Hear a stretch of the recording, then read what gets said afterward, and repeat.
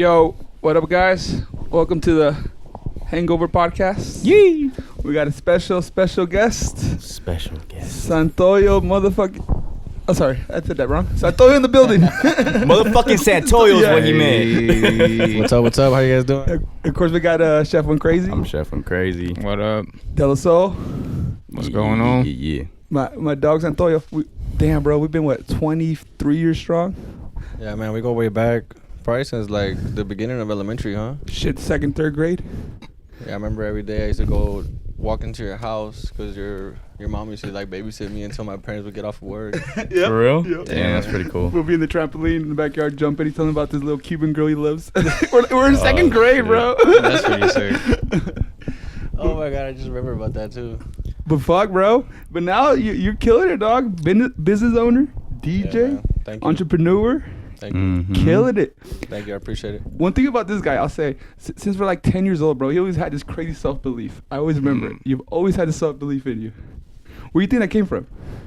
I think it just came from like the struggle and like the things we went through in Mexico. You know, like my parents or my dad pretty much and his family, they come from like businesses where they sell stores. Where they sell like clothing, like kind of like a swap meet, but like over there in Mexico you call them tianguis. And you know, like all his brothers pretty much just have businesses where they sell clothes, and you know, it's pretty much kind of like a swap meet. So you're in there with just people just trying to hustle, you know, like people that are just trying to get a buck, or you know, like how much for this? Oh, I'll negotiate, and then you know, like little by little, like that kind of like build me into like the hustler mentality. And then also, you know, my father moving out here for us to have a better life is also another big inspiration for me to keep on pushing harder to make sure I make him proud, you know. We should probably break down everything you do, bro. Oh, wait, let me ask real quick. Go ahead. When you were 10 years old and you had this like crazy self-belief, what did you want to accomplish, or where did you see yourself? Microphone, sorry. When I was 10 years old, I was just wilding out. Just, you know, like I was just active. I was just thinking about like the next move. And, you know, at that age, I was still like learning, you know, like the physics of life. And, you know, like I would always see like everybody else. And I'm a very like observative type of person. So I always see someone that looks good or dresses fresh or maybe, you know, living a good lifestyle or, you know, like not necessarily materialistic, even like, you know, like physically or spiritually, and it kind of inspires me always. So like whenever I see someone that's doing something that I want to be doing, or you know, like someone that inspires me, it just makes me like I just manifest, you know, to be in that vision. For sure. Let's get to the manifestation. Wait, hold on. What? How old is, or what grade is 10 years old? First and foremost, like how old? That's fourth, fifth grade. Oh, okay. Yeah. Elementary for sure. Yeah. So you didn't think of being a DJ or owning barbershops at that age. You were just like, I know I'm gonna do something special still. Man, when I was 10 years old, I think we were playing fucking football. Yeah, This yeah. was, So you're gonna be a football player? not like a He's football like, player, I'm with the but league. Did I remember every day we were home from school to Roberto's house, and man, that block was active, dude. We were Remember? competitive as fuck, bro, and then we were really the youngest ones there. We would play like full-on tackle football Yeah. like, Yeah. in the fucking street. Yeah, bro. Oh, for sure. Yeah. And real we would childhood, hoop bro. it. Yeah, it was a good time. You know, at that age, you know, little by little, like once I got into middle school is when I started kind of like doing my own lineup. You know, like we couldn't afford to get a haircut every week, so Right. you know, like I would get a haircut like once a month, and then after that I would like kind of like freshen up my lineup. You know, do like my little fucking eyebrows here and there. Oh, and that's then cool. that's when I started kind of building like a little talent for the barber industry, and then I started cutting my homies' hairs, and then little by little I would promote my haircuts within my other homies at school, and then I think when I turned 15 I asked my dad to help me build a room in the garage, and that's when things started to get popping, and then that's when I kind of started getting the vision of like, oh shit, like this shit could get me money, you know, and little by little I just started like get inspired into being the barber I am today, and hopefully one day owning my own barbershop, and you know, like just visualizing it. But around the same time, he's also throwing kickbacks and parties all the time, bro. His place was popping. Yeah. So at the same time, he would cut hair during the day, and at night he had the kickbacks. That's how you get new clients, bro. Yeah. I was It's a a bad networking kid in gig. high school for sure. You had a lot of fun. Yeah, but it was always in you to be like an entertainer too, though. Yeah, honestly, Yeah. I think like the DJing kind of came later on in the sense of like I've always liked to just, you know, hang out with my friends, you know, like get together, and I guess you could call it party. And you know, little by little, like I just kind of like started feeling like the, you know, like the vibe and the energy of like when you could just get people pumping by playing music, you know, like I always was intrigued by music. I like music a lot, you know.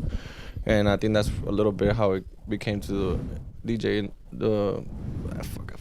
Yeah, the DJ world. Yeah. Yeah, good. Yeah. My bad. People don't notice, bro. He was an X-ray technician before all this. Hey. No Yes. way. So that's how you started funding the Well, not X-ray technician. Oh, so I'm sorry. I was the anesthesia tech for surgeries. Damn, that's Shit, still. you was putting people to that's sleep, still huh? pretty But cool. that's how you're funding your barbershop in the garage. Yeah, exactly. So I used to work at the hospital, dude.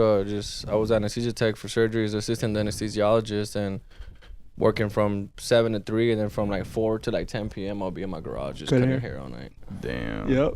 So you always had that hustle and work ethic of like, Yeah. I'm not just gonna do one thing. I gotta just always be doing something. Yeah, definitely. Like If if I definitely got an opportunity to maybe make a little extra buck, Yeah. I'm gonna go for it for sure. Fire. So now you run what, 2 barbershops? Yeah, I got 2 barbershops. One of my barbershops, my original barbershop, is going on its 9th year anniversary pretty soon. Damn. I opened it up when I was like 24, I believe. And Damn. then I got another location that I just opened up maybe 3 years ago, and it's doing really good too. I'm thankful for sure. You learned how to. At one point, like barbershop parties were big, huh? Like events. Yeah. Like you were in that prime era where people would throw these big barbershop events. Yeah. You know what I'm talking about? Yeah, You so I definitely went through like every phase you could think of in the barber industry, from like learning from the not knowing how to cut to like getting really good, getting the clients, and then I started getting really inspired by competing, and I got really inspired by a lot of really popular barbers out there that are doing it, like my boy Diego, like my boy Castro. I'm pretty sure you guys heard of Alex Castro back in the day, for owner of Fresh Cuts Barbershop. Oh yeah. You know, like he was one of my good friends at the time, and I just saw how good he was doing, and it inspired me, like I said, and I always wanted to be there where he's at, and little by little I worked to my way to be where he was at, and then, little by little I just started doing my own thing. And Did you ever compete? Yeah, dude. So Yeah. I competed in so many competitions that like they stopped letting me compete. They made him a judge. They made him a judge. They blackballed though. They said, Like, I would, like, you keep compete- winning, bro. I You would gotta compete leave. in all the competitions, and thankfully I would get like either first or second. I'm not gonna say I was the best, but I was definitely up there to the point that I started getting recognition, and then like the people throwing the event started asking me, "Hey, bro, like, just judge, dude." Because you mastered how to cut really fast and efficient, huh? Yeah, I'm really, really fast. I won a lot of competitions of the fastest fade and like fastest There you haircut, and Damn. and then then I started hosting the events. I got a couple events that I've hosted with my brothers, and definitely put my name on the board at the barber industry. I even got like a sponsorship by a brand that I work with a lot, Gentleman Republic. By the way, shout out to them. Fire. I've been working with them for a long time. They've taken me like to fly out places, like be on the stage and demonstrate the product, and I really fuck with them heavy. And I also got thankful enough to get put on stuff like that, like getting sent free products, getting sent like stuff from from their brand. That's another pretty good look as a barber. What does it take to run a barbershop? Not only one, but 2. You know what I mean? Man, There's gotta be a lot of ups and downs, bro. it definitely takes a good head on your shoulders for sure. Yeah. You gotta know how to manage people and how to work people in your way that you say are respectfully, but also you mean fucking business. Yeah. And in the barber industry, it's kind of tough, dude, because like a lot of barbers, they pay me rent. You know what I mean? So it's not like an employment where I'm paying you an hourly wage. So if you don't do what I say, then I gotta let you go. It's contracted work. You know what I mean? So like in my industry, like I just gotta know how to maybe lead by example first of all. 100%. That way, whenever I try to adjust something and they don't like it, then I'm like, well, bro, I don't do that in my own barbershop, so why are you doing it in mine? Fire. So first of all, and then second of all, like I try to make my barbers feel like I respect them overall, and I want them to win at the end of the day. 100%. And I feel like once like your barbers, they see like how passionate you want them to win, like they don't got no point but to just show you love. I've seen you do a lot of like group meetings like with your barbers. Huh? Some shops don't do it, huh? It's kind of awkward. Some people don't like really do it. I highly recommend it. I could probably do a little bit more, but to be honest, I try at least do like a quarterly meeting. Yeah. If something's going wrong or if something's not going the right way, it's a good way to just have everybody get back on the same track. Just tapping back in. Yeah, it helps everybody get a little more organized. You know what I mean? It's funny, but you're like the era that you know how there's memes about barbers now they're too cool now. Like it's hard to get a cut with your barber because he's like, my barber's in the club, my barber's doing this. But you come from the era where like barbers started taking off, like it became a whole scene. Yeah, your boy Fresh Cuts, he was like one of the first to like make the barbershop cool kind of thing. Yeah, man. Like I said, like to this day I respect Alex a lot, man. He always kept it G with me, and you know, he's a good dude, and I saw how he was doing it, man, and honestly, like, he inspired me a lot, and, you know, like, it ended up to the point where I ended up working for him at one point, and I ran his barbershop for, like, you're a manager. That's the best way to learn. Yeah, for, like, a good 3 years, I took care of his business, and... Oh, you did 3 years? Yeah, I was with him for a good minute, and I think I did a pretty good job, man. I was there, and I learned a lot, and it definitely got me ready to be where I'm at now. So was that more of mentorship, or did you learn from like courses, books, or it was just being around that environment and seeing someone else set the example? I wanted to be around that environment, yeah. But I also just like kind of like just I'm the type of person that if I want to do something, exactly, like I just observe everybody, I watch everybody, and then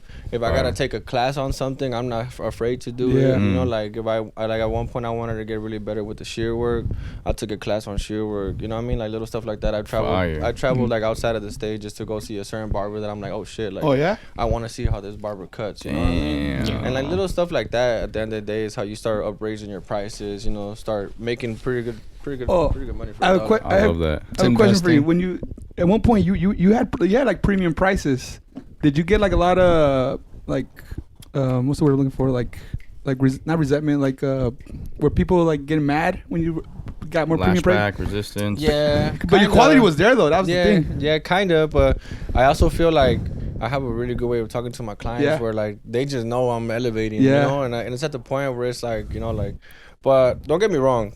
There's a lot of my clients that I cut to this day that are my day ones. The grandfather. Yeah, exactly. Like I take care of them. Same shit going on too. Yeah, I take care of my dudes. Or if you're a good friend, you know, like I try to hook up my people. You know what I mean? But for the most part, we also gotta pay our bills. So. But I think that was a skill though. He had premium prices, but he would get you out of the quick, but efficient and nice. Yeah. Right. One thing is you're trying to charge top dollar, you gotta give top dollar work. Yeah. So you cut a lot of like local celebrities or local legends out here. Who's the biggest person you've cut up?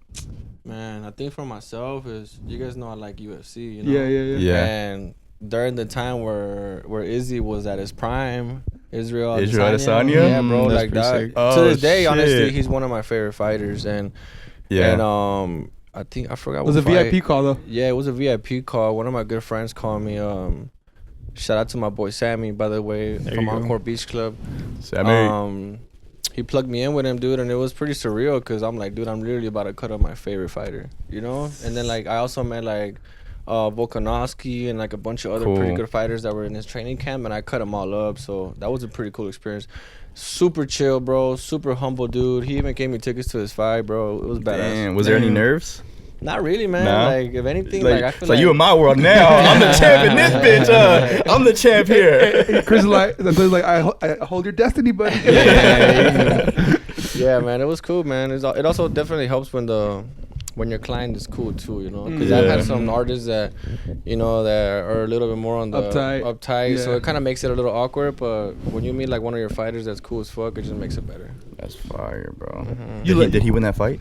Yeah, he did. That's because the cut. You gave him that confidence, bro. Thanks. I forgot what fight it was, dude. I think it was a fight where Alex Pereira beat the shit out of that fool Sean. I forgot. Sean Brady. Yeah, and he was the main event. I forgot. Yeah. Maybe it might have been a Costa or somebody. Who knows? But yeah, it was a Vegas fight. But yeah, so you're really good at networking as well. That's how you got that. That's how you got that call in the first place. Yeah, exactly. I have some pretty good connections, dude. Thankfully to the barber game, and obviously, you know, through like the way I communicate with people. When I first started barbering, man, I wanted to get like connected in the clubs. I wanted to hopefully start cutting up celebrities or top dog dudes in the clubs, and you know, being in Vegas at that age, you know, that's kind of what you want to do at that age. So like I would go to the clubs, and like while I'm in line as a regular fucking person, I would pass out my cards to, like the security guards or the hosts. And, like, little by little, I started getting like plugged in, and then like my first one was my boy Brock. Shout out to my homie Brock, and then my homie Andrew Buchemi too. And then little by little, they started plugging me in, dude. And now I cut up literally like the highest management, like at Win Nightlife, at Live, you know, at Resorts World.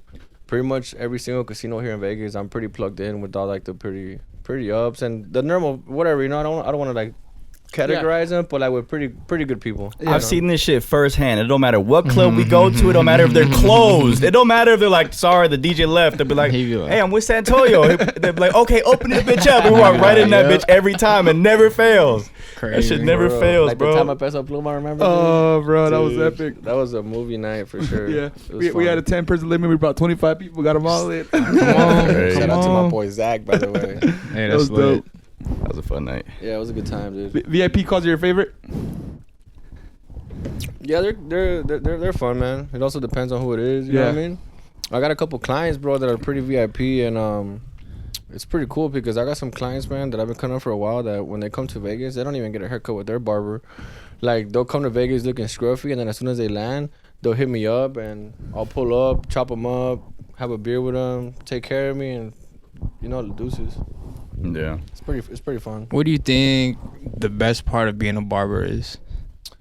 I think the freedom, dude. The freedom, the networking, the connections, you know, and the fact that you're just chilling, bro, watching fucking sports and listening to music all day. Yeah. You know what thing hit me? He's always been into brotherhood. You always been a loyal person. So you do appreciate brotherhood and friendship. Yeah. And a barbershop is that, bro. Yeah, exactly. Yeah. Like definitely in the barbershop, every time I'm there, you could definitely feel that I'm there. Yeah. You know, like the way I greet a client, the way people walk in, you know, and you know, just your presence. Yeah.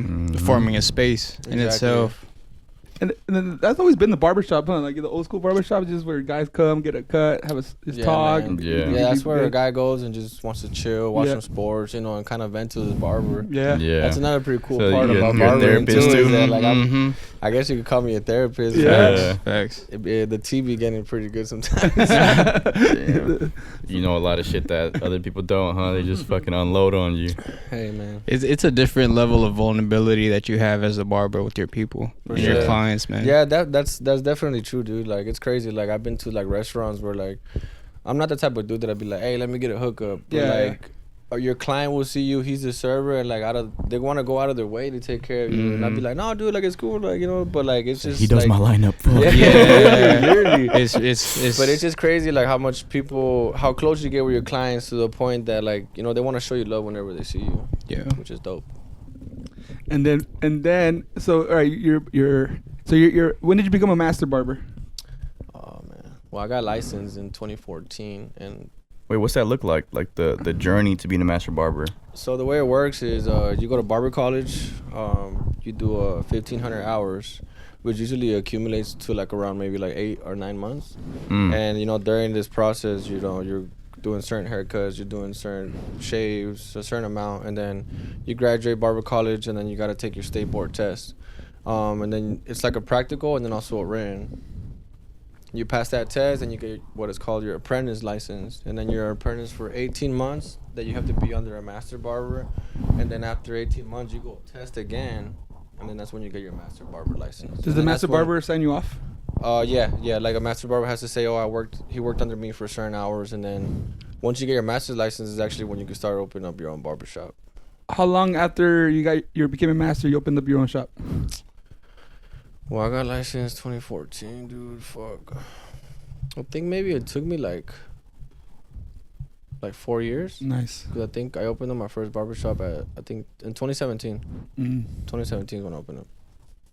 So yeah, it took me 4 years. I worked at this Dominican and Cuban barbershop at first. Yeah. It was pretty cool, man. I just know that I know every salsa song and every Romeo Santos song, bro. Yeah. Because the owner, he was Dominican, and bro, he was obsessed with Romeo Santos, and he would just play it all day, and it was pretty cool. The Cuban and Dominican industry of barbering, they're beasts, dude. They're probably the best barbers. Their shit is clean. Yeah, bro. One thing you know is Cuban, Dominicans, and Puerto Ricans, bro, they all cut fresh. So it was a really good barbershop for me to start off with because I got put on game. Yeah. You know, and it's pretty crazy. And then after that, that's when I went with Alex, and then from there, I went to my. It's kind of that New York vibe. New York's full. Exactly, yeah, that New York vibe. Dominican barbers and stuff. At any point in this process, did you ever get discouraged? Yeah, dude. A few times, to be honest. Probably like in the beginning, I kind of got discouraged when I first got my barber's license because I used to have a really good good job at the hospital, you know, like working Monday through Friday. It was a really professional job. You're like 21, making like $25 an hour more, huh? Yeah, bro. I think I was making like 28 an hour. My last year in anesthesia, bro, I was part of the cardiovascular pediatric team. Damn. Doing nothing but baby heart surgeries. And it's honestly crazy as fuck to think that I was there, to be honest. At one point, I was like, how the hell did I get in here? You would be Snapchatting me like, this boy really in the hospital, dude. I'll be sending this picture like full on gowned up. I'm like, look, dude. About to say baby's life. This out, yeah, man. And when I was trying to transition into being a full-time barber, I was having issues with one of my bosses at the time, because like he was really cool, but I feel like he looked at barbering like if it was not on the standards. And mind you, it was like probably like over fucking a good 10 years ago, when barbering wasn't as how it is right now, dude. Before barbering used to be like, oh, you're a barber, whatever. Like, you're serving people. You know what I mean? It wasn't like the cool thing to do or something like that. So I feel like the homie used to think that it was like, why are you leaving this profession for that? You know what I mean? And then like little by little, I started noticing that when I would tell him like, yo, I'm going to barber school, like I'm doing this, I'm about to get my license, that it was bugging him a little bit more. And then so I got my license, and then he would start making me do like kind of like shitty work. And then I was like, damn, dude, I started feeling some type of way. And then little by little, like it just got to a point where we got into like a little kind of like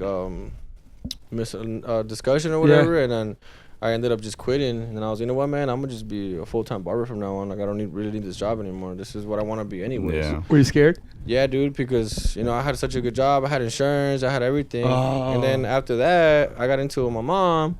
Because my mom's like, why the hell do you want to be a barber? You just want to be here. You just want to smoke weed all day and drink with your fucking clients, and you know. And I'm like, dude, like, because his garage was popping, bro. Because bro, my garage was popping. I'm not lying to you, bro. Every bet she's Friday, not mad no more. Every Friday, probably for my high school and like younger years, like we were in my garage just turning up. It was a kicking spot. We were hotboxing my fucking little studio in my garage. So I mean, I get where my mom's coming from, you know. But he made his whole garage look like a barbershop. He decked it out with the barbershop floor. And then he put the little barbershop thing. He made the whole thing look legit. That's cool. I had a little lobby in there. And then to conclude that story, I got into it with my mom because she didn't want me to be a barber, because she wanted me to stay as an anesthesia tech.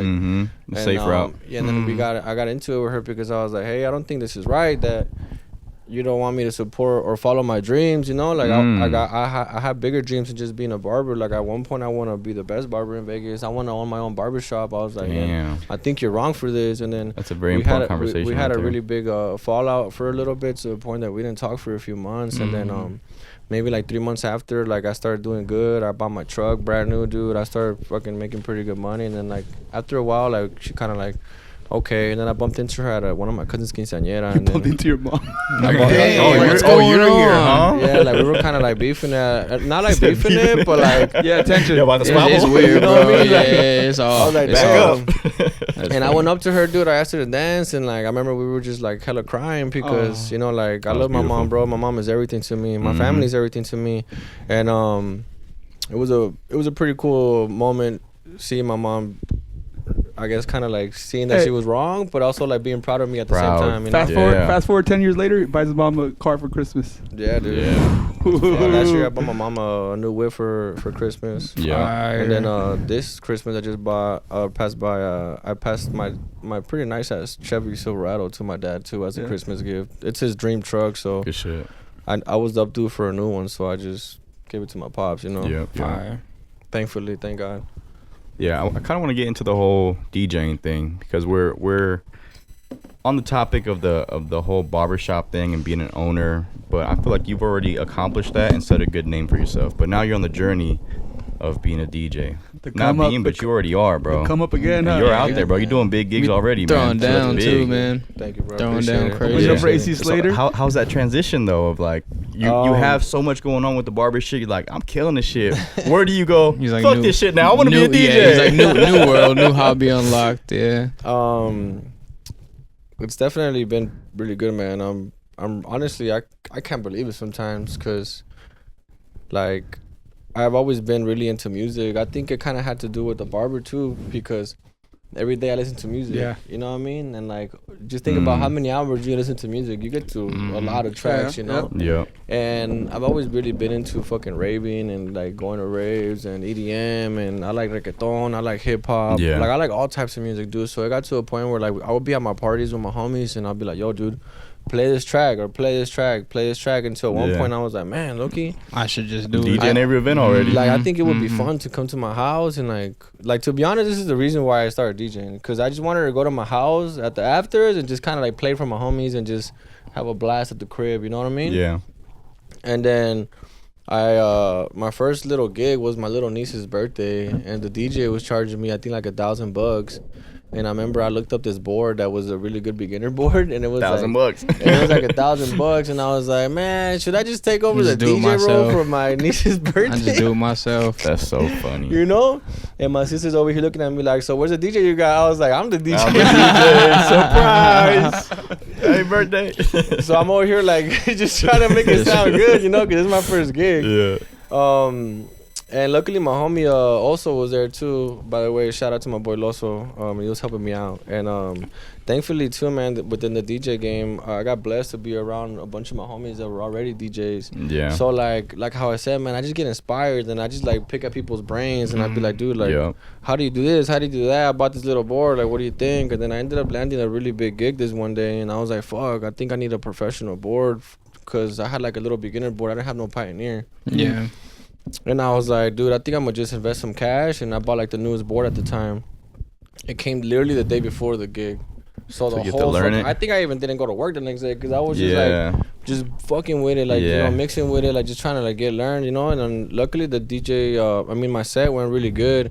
And then after that gig, I feel like just all my connections and people that I know that own businesses and lounges and stuff like that just seen it, and then I got blessed, dude, and I started getting booked for pretty good gigs. How'd you deal with, like, I know for a fact you started getting haters and critics, because you jump some people, like, because you're good at networking, you knew people, you were getting gigs before some people that were already DJing.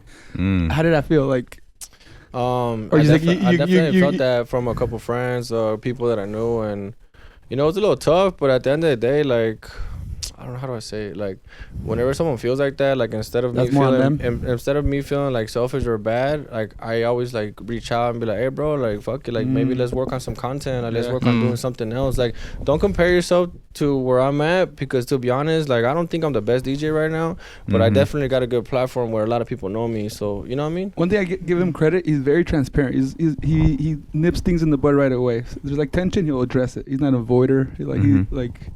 You get straight to it, huh? Like, yeah, definitely. Yeah, you're not scared of a confrontation at all. No, I'm not a pushover, dude. So I like, whenever I don't like something, I address it. If whenever I do like something, I'm the first one to be like, bro, that's dope. Yeah. You know what I mean? Yeah. Hell yeah. So you started getting gigs.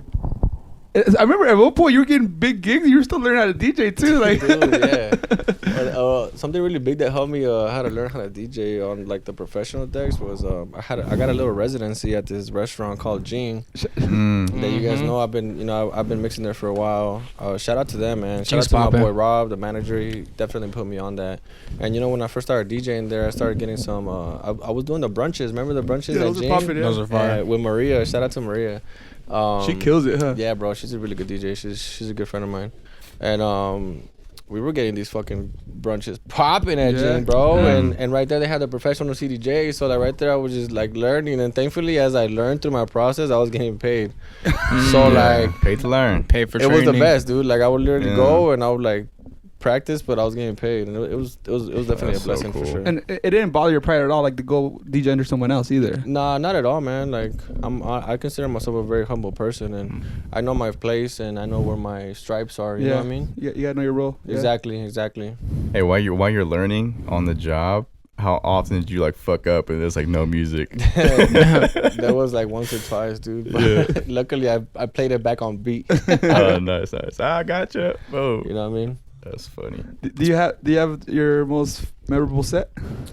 Yeah, dude. I think I got a couple. I think my most memorable was probably the one for AC Slater, dude. Oh, that was dope. That was a good one. Yeah. Anybody that knows me, all my friends and family, and honestly, even like my clients, like throughout my raving experience, I've been through almost every rave you could think of, and my favorite DJ has always been AC Slater, you know? Like, even before you guys even knew about these DJs, you guys always knew. I would always say, damn, dude, I'm going to go see AC Slater. Like, AC Slater's here. And then I brought my whole rave community to go see AC Slater, like, little by little. And it's crazy, man. Like, towards the end of the year, I got the call. Well, I didn't really get the call. I made the call. There you go. I saw that Revelation. Shout out to Revelation. Shout out to all my homies, my homie Cell, Danko, AR. Awesome. I appreciate you guys. I seen that they posted that AC Slater was gonna come, and I seen that they didn't have an opener or direct support. So I was like, man, I'm gonna just shoot my shot, you know? Yeah, you gotta go and after I what texted you want, Danko, bro. and I was like, hey, bro, I was like, you guys know that AC Slater's my boy. I'm like, dude, if you guys give me this gig, it'll mean the world to me. Like, you know? That's what it takes, son. You gotta put yourself out there. Yeah, bro. Yeah. And then Danko hit me up. He's like, hey, dude. He's like, yeah. He's like, you've been doing your thing lately. He's like, we feel like you deserve it. But AC Slater wants to hear a mix of you mixing.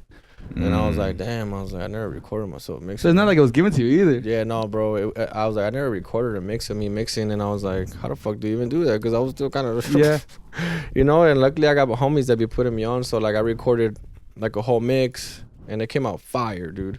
And I sent it, and I was so nervous, dude, that I didn't even want to make the mixes. I was like, what if you don't like it? Then I'm gonna be like even more bummed out. Yeah. And then I think like literally the day before, Danko was like, hey, bro, today's your last day. If you don't send me the fucking mix, bro, like, it is what it is. We're gonna have to get the person on the spot. And I was like, fuck it, dude. I think it was like 11 p.m. at night, and I just fucking pulled out my board, and I fucking ripped it, bro. And then I got the message a week later. AC Slater approved of your set, so you're gonna open up for this gig. Wow. And I was like, damn, dude, Fire. this is crazy. Like, you know, like it was surreal. It was definitely a dream come true. I got to meet him, dude. He signed my autograph, like I printed the actual little flyer that they sent me. I printed it, bro. I have right there in my living room. It's pretty sick. It's sick. Yeah. Hell yeah. Hey, shout out to Cap. We had him here last week, and he literally said that, like, bro, you got to put yourself out there. You got to go spend a little bit of money. You got to go to these tables. Exactly. Yeah. Hey, shout out to my boy Cat, one of my good friends. He's also been another really good mentor within the DJ industry. I got mad love for him, and that's true, man. Like, I feel like that's also another reason why it kind of like, you know, like helped my process a little bit better, because I'm a type of person that I like to go to your event, support, and I'll spend some cash. I'll buy a fucking bottle, and I'll show some love. I'll post your fucking night, you know, and I'll tag you, and like, even if without me even getting nothing in return. I feel like throughout the years that I've been doing that, they were like, damn, this was cool. Like, he's always showing us love, so like, it just went hand in hand. Returns full-fledged. Exactly. Yep.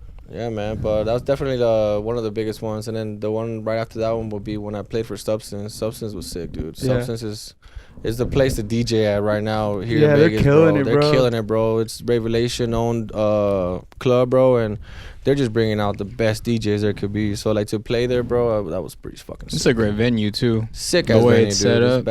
Very well done. Bro. Shout out to Revelation. Yeah, I love that place, bro. We be going there. We be booking 2 or 3 tables, 24 people. The whole side of the stage, bro. I fuck with Substance. I fuck with Substance. It's cool. It's a vibe. That's dope. And then as far as like, so when did you learn how to become a promoter? Because you're a promoter too now. You're like a walking billboard. Like, you have to promote your shit. Yeah. Is that shit annoying? Is it hard?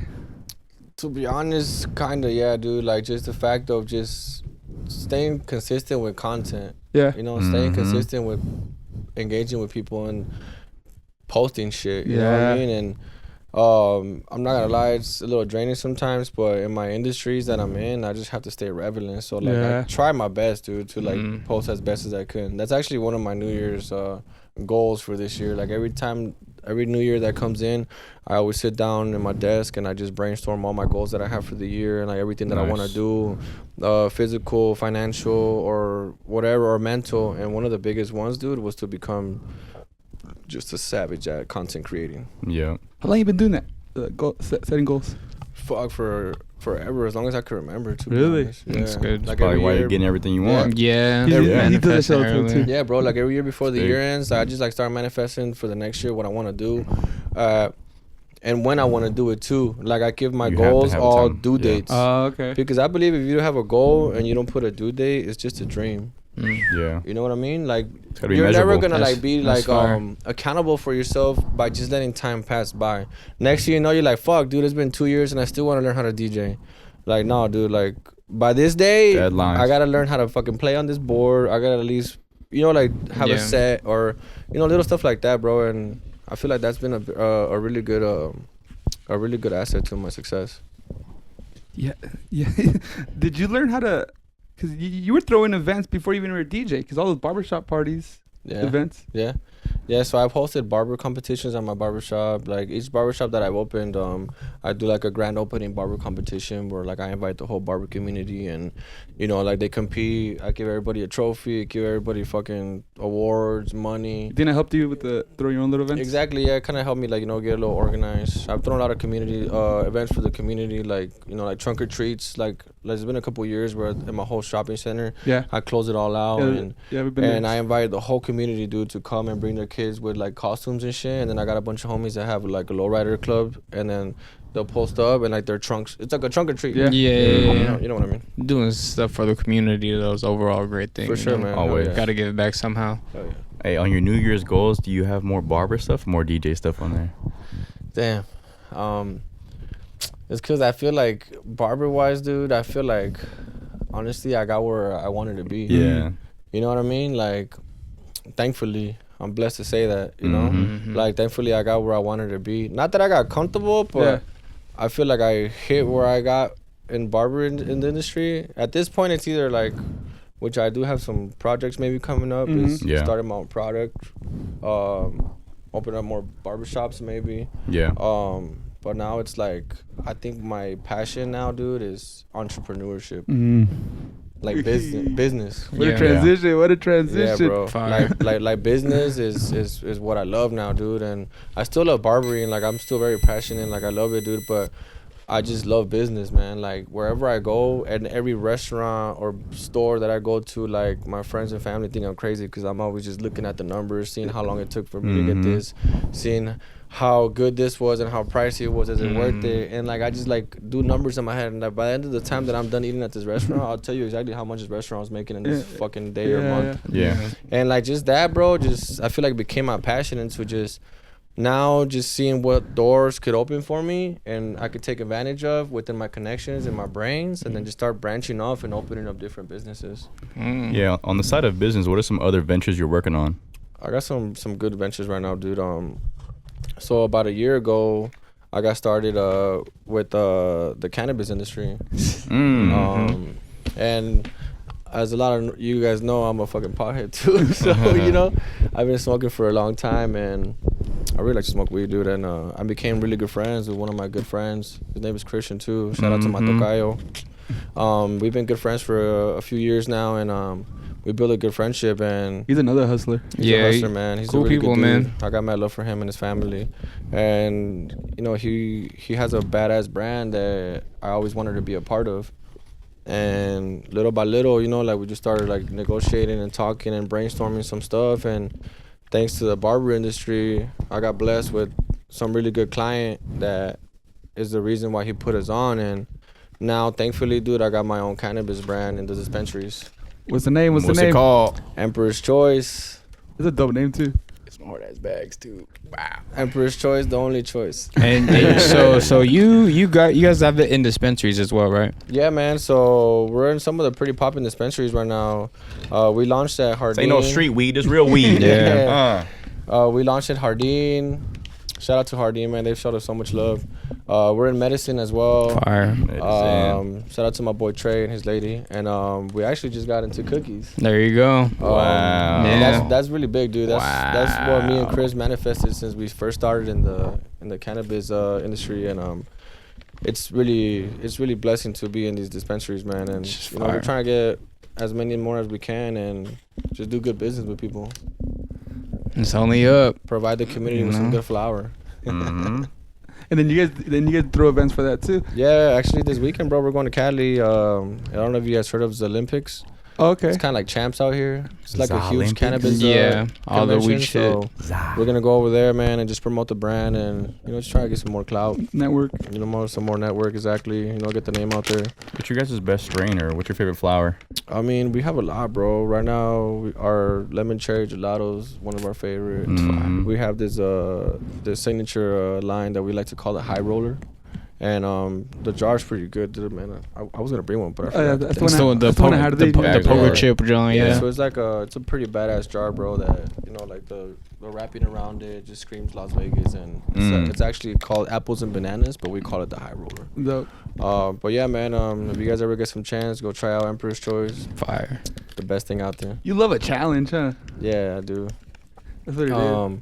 I'm really good with putting myself in situations where I'm like, fuck, how am I gonna do this? But I somehow end up doing it.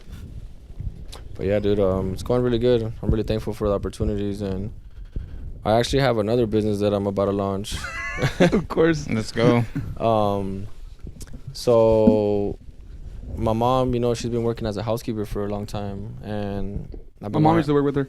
Yeah, so I've been wanting to get her out of working that, and we actually just got our license, dude, and we're opening up a commercial cleaning business. Sick, dude. It's actually called Santoyo's Cleaning. That's fire. And we're gonna focus on like just commercial businesses, like offices, like banks, Commercials with the money. barbershops. Barbershops, I'm coming for you guys. All my homies, stay tuned. And that's just a way of me helping out my family, dude. Taking my mom out, whatever she's doing, and hopefully soon get her to just be the manager and just have her not working and have her something going for herself. And then why not do business with mom? Yeah. Yeah. Instead of just giving out money or loans, just help send them up. Feed the family. Exactly, man. Hey, far as okay, so how do you balance yourself not overextending yourself? Not like. Oh man, honestly, that's probably one of the things that I've been having trouble with. Or not trouble with, but I think out of all the shit that I got going on, is probably the one thing that I got on my list right now, that I just want to be able to not oversaturate myself with so much shit. But I like it, dude. I like it. I like staying fucking busy. It's like good busy. Yeah, man. I like productive. it. Like when I'm at home not doing shit, I'm just like, fuck, man. I could be doing so much more right now. Days where I wake up at fucking 7 a.m. and I don't fucking finish till 7 p.m. and I just finished everything on my to-do list. Just feel the best. That's the best, bro. That's the best. Like Mondays, bro. Honestly, now my favorite day is Monday. Yeah. Growing up, my favorite day was Friday because I wanted to go party and kick it. Yeah. But now my favorite day is Monday because I can't wait to just do all my errands and get all my shit done, and then by the end of the day, smoke some trees and be like, yeah, I got that was a good day. You know what I mean? Yeah. That feeling of accomplishment, bro. Yeah, bro. The name of the podcast is The Hangover, right? Because we got the whole idea because we're Vegas kids, right? So all we did was party and bullshit, have a bunch of fun. But once the hangover hits, you're kind of like, fuck, what's next? Like, what the fuck we gonna do? When you think, I'm sure you've gotten some trouble. You've had your doubts. Like, how do you deal with that? Like, how do you push forward? You get what I'm saying? Como when you say when I'm trying to think. Like we like to go hard, bro. Let's be real. But as kids, bro, we're troublemakers too. Like I got a DUI at 17 years old, bro. Me too. Dude, I used to steal not steal, but at one point, dude, I made a copy of my mom's fucking car key. And every night, bro, I used to sneak out with her fucking car. I used to literally sneak out to the second story of my house and jump on my dad's van, and then I used to put the car on neutral and drive it down the street. So they couldn't when you hear it start up. Turn it on. And I would just be out and about, bro. And then one day I went to a fucking hotel party, bro, and I was just driving reckless, and I fucking ran into a wall, dude. Oh, how old were you? My mom got called. I think I was 17, bro. I remember I went to juvenile because I couldn't go to jail, I guess, at the time. Me too, cheers. Yeah. And my mom pulled up, bro. She's like, "What the fuck? This is that." And the cop had me in handcuffs, and my mom just starts boxing me in front of the fucking cop. And I'm over here like, "What the fuck, dude?" You know? I went to fucking juvenile all beat up with my mom. That was a pretty intense. You think was that a lesson? Like, is that back of your head? Like, shit could get sideways quick. Definitely, man. I've had a couple situations where I got myself in trouble, and I'm like, damn, this could have been worse. Mm-hmm. You know what I mean? I'm just thankful that, I never hurt nobody, and everything went you know, I learned my lesson for sure. Is what I'm trying to say. Yeah. Yeah, thank God. What's the biggest lesson you feel like you've learned in your partying days? Or I mean, you're still partying now, but you know, I can tell it used to be a lot crazier because we were all crazier when we were younger. Yeah, now you're but like now more we're a little bit smooth. more formulated. You know, you can kind of know your limits a little more because you know where you can take it and where you can't. Definitely do not mix your liquors. Good bar. You know, and don't let the pregame be the party. That's a good one. That's a good one. Why you look at me, man? My boy go hard now. My boy 0 to 100. Be careful in the UFC parties. Hey man, we like to have fun. Parties wherever you're at, bro. It don't matter where the fuck you at. Parties wherever you at.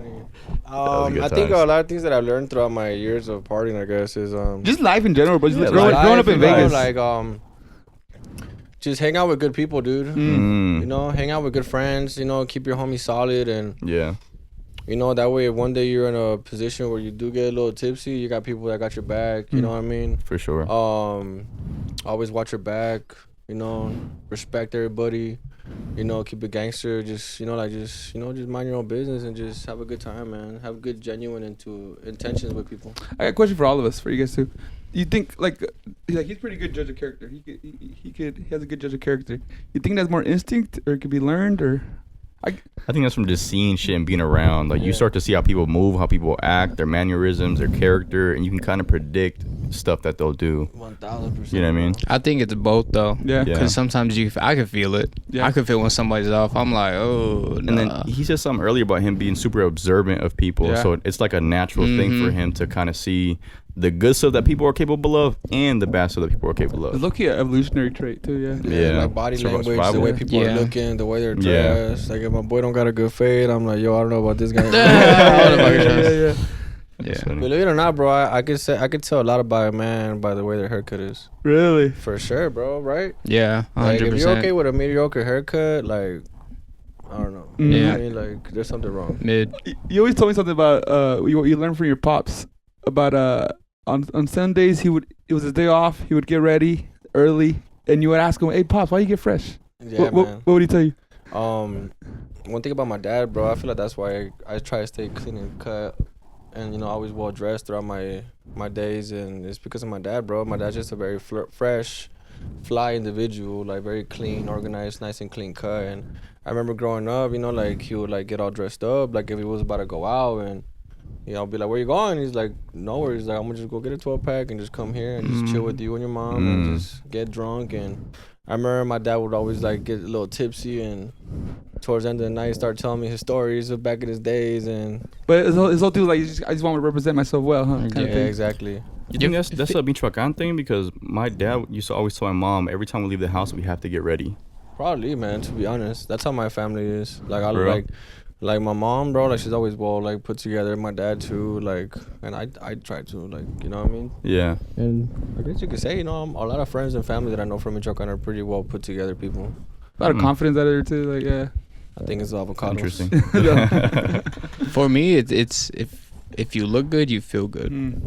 You know, so it's like, why not? Someone like you, Santoyo, how do you balance like being fly, but like not being too materialistic, and like still being like grounded? Because someone like you've been blessed. You've been able to, but yeah, you got a nice car, you got a nice truck. Yeah. You go out, you pop bottles. I think gym clothes, dude. Gym clothes. There you go. No, but more like staying humble. Like how do you balance it? Like and not getting too materialistic. Fuck. I guess maybe like I don't know how to explain it. Maybe like Where you think you learn how to be humble? Like it's more the question. my family. Yeah. Like the way I was raised, for sure. It's I remember, bro. I remember we used to go to your apartment. You had a little we would go swim at your pool and stuff. Like you know the struggle too, though. Yeah, for sure. Maybe it's probably just like all my hard work, dude. You know, like I work hard for what I got. You know, like nothing that I got is handed to me. You know, like my cars and my clothes, and I'm not always fucking in designer shit. Yeah. Like I'm like honestly on a daily basis, I probably like I still fucking feel like I look like an average Joe, but you know, but like I definitely like the good things in life. I like to look fresh, you know, but like that's for like special occasions. Yeah. When you get invited to the Hangover Podcast. Hey, that's fire. All right, when you're not busy balancing 4 different businesses, what do you do for fun? How do you decompress? Dude, one thing that I've been doing lately is off-roading. Yeah. I am hooked to this fucking lifestyle right now, man. Right now, my life, junkie, bro. My life is all about off-roading right now, bro. That's funny. I got a Very fucking, similar, bro. I don't know if you guys know what a Can-Am is. Yeah. I got a pretty clean Can-Am that I like a lot, man. And obviously my Raptor, bro, I just got not too long ago. So, like, that's definitely a good stress reliever for me because I got so much shit going on where it's like everything that I'm doing on a daily basis, I could get reached through my phone. I'm over here working, handling shit. So when I go off-roading with my buddies, dude, like, it's just fucking, it's fun. Like, you feel free. It's getting away. That's just not work. Exactly. Yeah. Pop some beers, bro. We go have some fucking barbecue. It's a big ass community too, huh? It's a big community, bro. You'd be surprised. And what I like about it is that, you know, like, not everybody could have these type of toys. Yeah. So, like, everybody that I'm hanging out with is, like, well-sophisticated people that are, like, family members, like, family, like, dads that have good jobs, or, you know, like, people that are, like, doing something, you know. So, it's kind of cool, bro, because I've gotten to meet a pretty good amount of people through this community. That's fire. Yeah. That's fire. Any other questions? Della? Nada. I'm like, low-key, I gotta piss. That's what's going on. That's what's on my mind right now. I'm like, I brought my boys a little special something. Bro. I know you guys like the Cubans, so. Oye, chico. Is that a laced weed fucking Cuban or It's a what? goddamn bat. Damn! Call that a bullet right there, boys. That's crazy. Write your name on it. I think before we end this podcast, we just spark this up. Oh no, we're gonna do a second one. Second one, we'll just like kick it. We just kick it and talk. Oh, for sure. Yeah. There you go. Yeah, we can save it for that Save one. that bullet. Yeah. Is there anybody you want to shout out? Anything you want to plug? You could do the addresses to your Man, shout out to all my people. Shout out to all my family.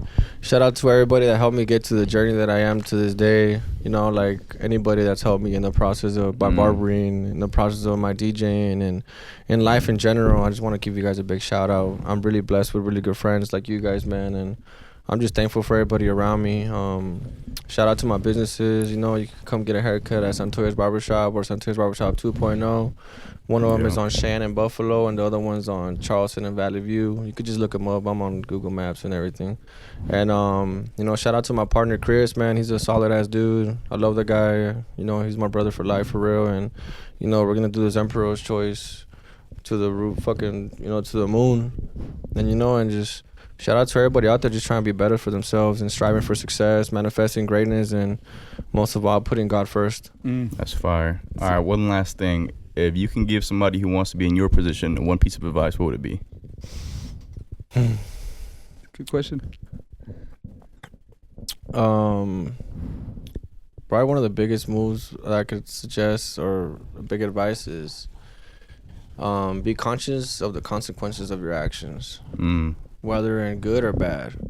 You know, because if you do a move that you know might not be a good move in the future, you just might play yourself, you know. If you play it right, it's gonna work the right way. Stay humble, stay hungry, and let's get it.